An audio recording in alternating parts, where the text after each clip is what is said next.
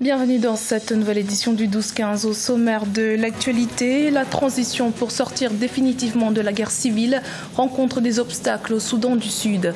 La formation d'un gouvernement transitoire d'union nationale prévue pour mai 2019 pourrait être retardée sur demande de l'opposition. 5 milliardaires algériens, dont certains proches de l'ancien président Abdelaziz Bouteflika, ont été arrêtés dans le cadre d'une enquête anticorruption ce lundi 21 avril. Opération main propre qui laisse les Algériens perplexes. Et puis l'Ouganda, première terre d'asile en Afrique, les habitants locaux posent des actes solidaires en mettant à la disposition des réfugiés quelques parcelles de terre afin d'y cultiver du riz. L'accord de paix signé en septembre 2018 peine à être appliqué au Soudan du Sud. L'entente prévoit la formation d'un gouvernement d'union nationale au mois de mai. Mais l'opposition demande un report de 6 mois pour permettre le retour de l'opposant Riek Machar, exilé au Soudan. Plus de détails avec Nelly Bessa.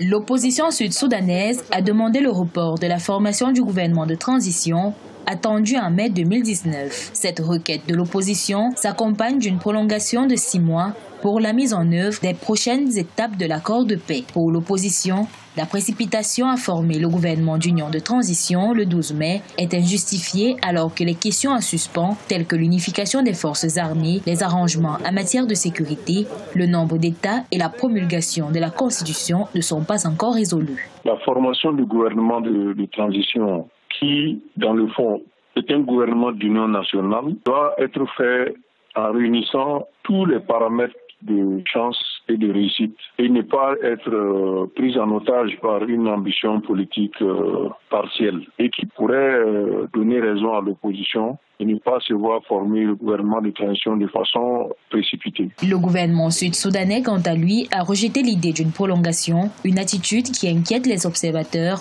sur l'effondrement de l'accord de paix signé en septembre 2018. Cependant, l'opposition a annoncé que le comité chargé de superviser les étapes initiales de l'accord de paix examinera la demande de prolongation de 6 mois.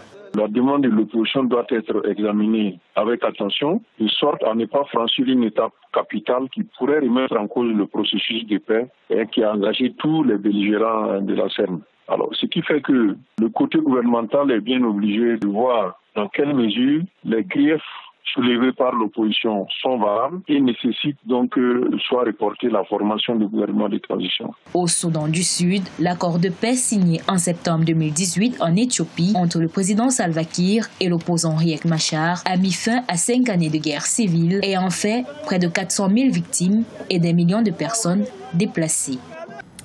En Algérie, la gendarmerie a lancé une vaste opération anticorruption le 21 avril. 5 milliardaires ont été arrêtés, parmi lesquels Issa Drebrab, président de la société familiale Cévital, considéré comme l'homme d'affaires le plus riche du pays, et 4 frères de la famille Kouninef, proches du président Abdelaziz Bouteflika, qui a démissionné le 2 avril. Ils sont visés par une information judiciaire, notamment pour non-respect des engagements contenus dans des contrats conclus avec l'État, trafic d'influence pour obtenir d'indus avantages et détournement de foncier. Une opération main propre qui suscite des réactions mitigées au sein de la population. Écoutons à ce propos le journaliste Faisal Metaoui. La justice algérienne a ouvert depuis un certain temps, notamment depuis le début du mouvement de contestation populaire contre le régime en place le 22 février dernier, une série d'enquêtes actionnées notamment par l'armée, par le commandement de l'armée, puisque le général Ahmed Salah, qui est vice-ministre de la Défense et également chef d'état-major de l'armée, a évoqué la nécessité de lutter contre les affaires de corruption, lutter également contre ceux, selon lui, qui ont transféré beaucoup d'argent des Algériens vers l'étranger d'une manière illégale et qui ont bénéficié de beaucoup de privilèges sans contrepartie. Donc, la justice, globalement, à la demande de l'armée notamment, voudrait poursuivre tous ceux qui ont détourné l'argent, puisque dans les marches populaires en Algérie, on a vu que les Algériens réclament, la justice réclame des comptes à ceux qui ont volé, selon eux, l'argent des Algériens. Et donc la justice et l'armée, ou l'armée à travers la justice, voudrait répondre positivement à ces demandes et à ces demandes de justice, bien que les juristes et certains analystes estiment que la lutte contre la corruption doit se faire dans un cadre serein et transparent et non pas dans un cadre qui peut ressembler à un règlement de compte. La République démocratique du Congo est victime de la richesse de son sous-sol. Le cobalt, une substance élémentaire très prisée par les industriels, est souvent citée dans les cas d'exploitation illégale du travail des enfants dans le pays qui abrite 60% de sa production mondiale. Pour lutter contre ce fléau, la Banque africaine de développement a approuvé un financement de plus de 84 millions de dollars en faveur d'un projet d'appui au bien-être des enfants. Nelly Bessa.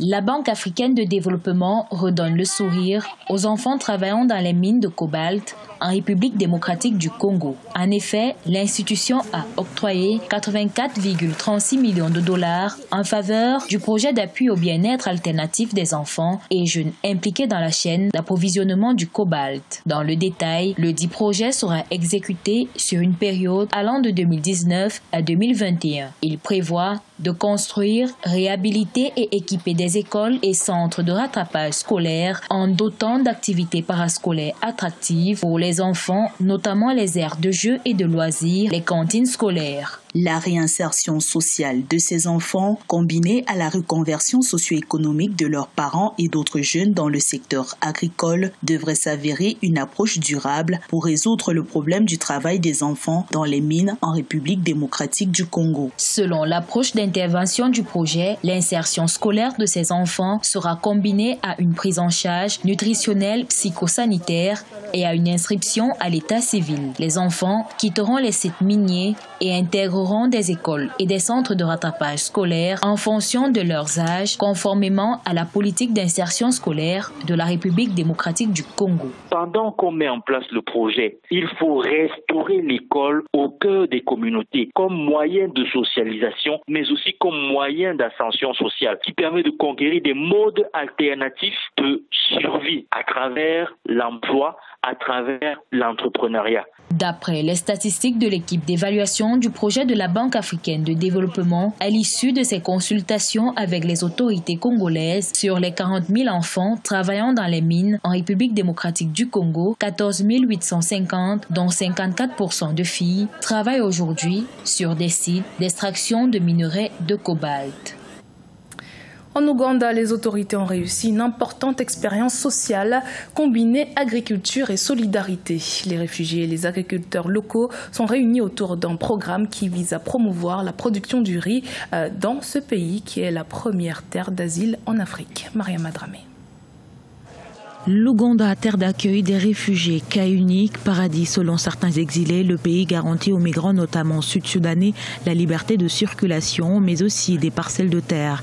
Ici, à Oligi, dans ce camp situé dans le nord de l'Ouganda, cette terre n'est pas la sienne, mais le riz qui y germe lui appartient.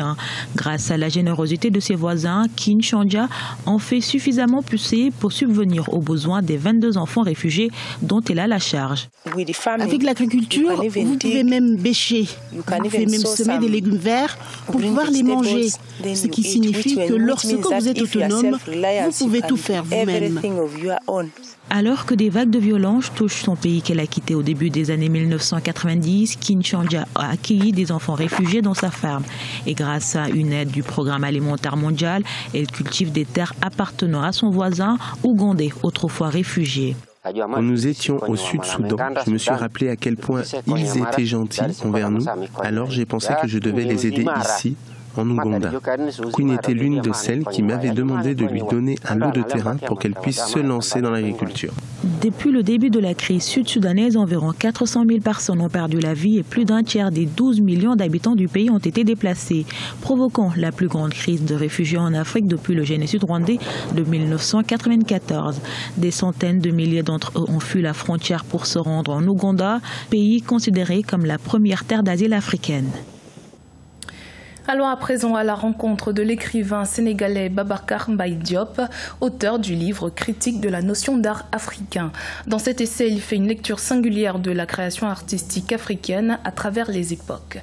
Reportage de notre correspondant El Hadji Ndiaye. Ce livre de 202 pages, un essai intitulé « Critique de la notion d'art africain » est l'œuvre de Babacar Mbaye Diop, née d'une passion qu'il voue à l'art africain. Dans ce livre, l'auteur défend la création d'un concept d'art africain, mais par les Africains eux-mêmes. L'idée est de se réapproprier la notion de l'art africain. Le message que je lance, c'est qu'il est temps que les Africains eux-mêmes s'approprient en tout cas de leur propre art. Ce livre est donc en général une déconstruction, mais une appropriation de la notion d'art africain. Selon l'auteur, du temps colonial, les objets d'art africains se sont retrouvés un peu partout dans le monde. Pour lui, il est primordial que les Africains retrouvent ces objets qui pourront participer à la connaissance de l'histoire africaine. Si on considère l'ensemble des objets qui sont produits par une société, la dispersion est une aliénation.